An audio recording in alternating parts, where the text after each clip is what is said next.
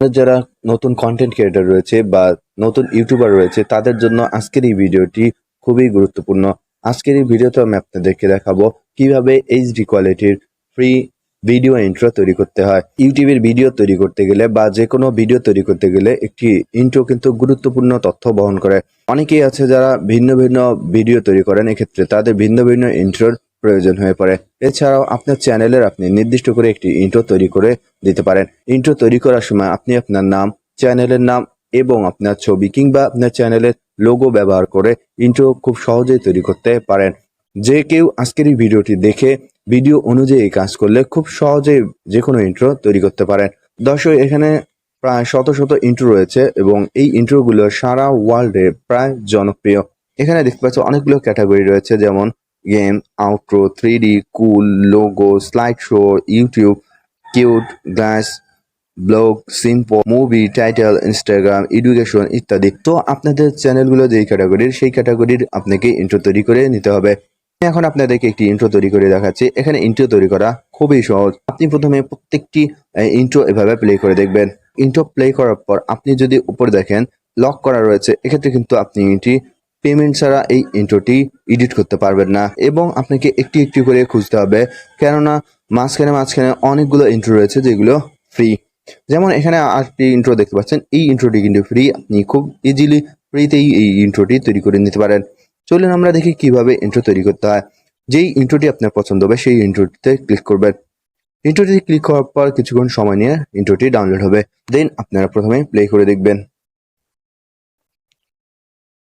Play করার পর এখানে দেখতে পাচ্ছেন যে ইয়ার টাইটেল, এক্ষেত্রে আপনার চ্যানেলের টাইটেল কি সেটি আপনারা এখানে দিন। সো আমি এখানে চ্যানেল টাইটেলে আমার নাম দিলাম। এরপর আপনারা এখানে লেখার ফন্ট নির্ধারণ করতে পারেন। এখানে অনেকগুলো লেখার ফন্ট রয়েছে এবং লেখার কালার রয়েছে। আপনি আপনার ইচ্ছে মতো লেখার ফন্ট এবং লেখার কালার নির্ধারণ করতে পারেন। এরপর আপনি এইভাবে ড্র্যাগ করে লেখাটি ছোট বা বড় করে নির্দিষ্ট স্থানে বসিয়ে দিতে পারেন। এরপর টিকমার্ক অপশনে ক্লিক করবে।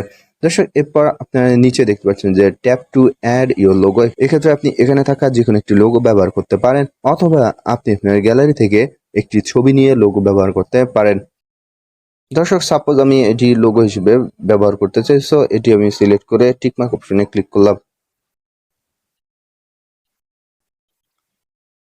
এখন আপনারা আপনার লোগোটি নির্দিষ্ট স্থানে এভাবে ড্র্যাগ করে বসিয়ে দিতে পারেন। এরপর টিকমার্ক অপশনে ক্লিক করুন।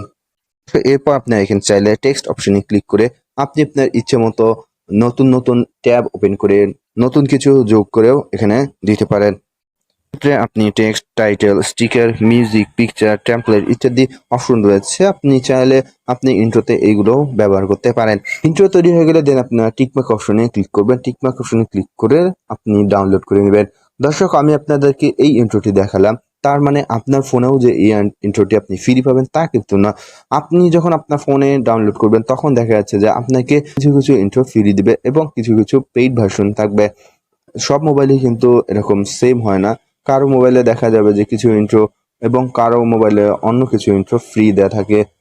সো দর্শক, আশা করি আপনার এই ভিডিওটি অনেক পছন্দ হবে এবং ইন্ট্রোটি সেভ করার পর ইন্ট্রোর নিচে যে লোগোটি থাকে, অর্থাৎ আপনি যে অ্যাপসটি দিয়ে তৈরি করছেন সেই অ্যাপসটির লোগোটি থাকে, এই অ্যাপসটি আপনি চাইলে খুব সহজে রিমুভ করতে পারেন। কিভাবে একটি ভিডিওর লোগো রিমুভ করতে হয় সেটি নিয়ে আমি পরবর্তী ভিডিওতে দেখাবো। দর্শক, পরবর্তী ভিডিও দেখার আমন্ত্রণ জানিয়ে আজকের মতো এখানেই বিদায় নিব। আল্লাহ হাফেজ।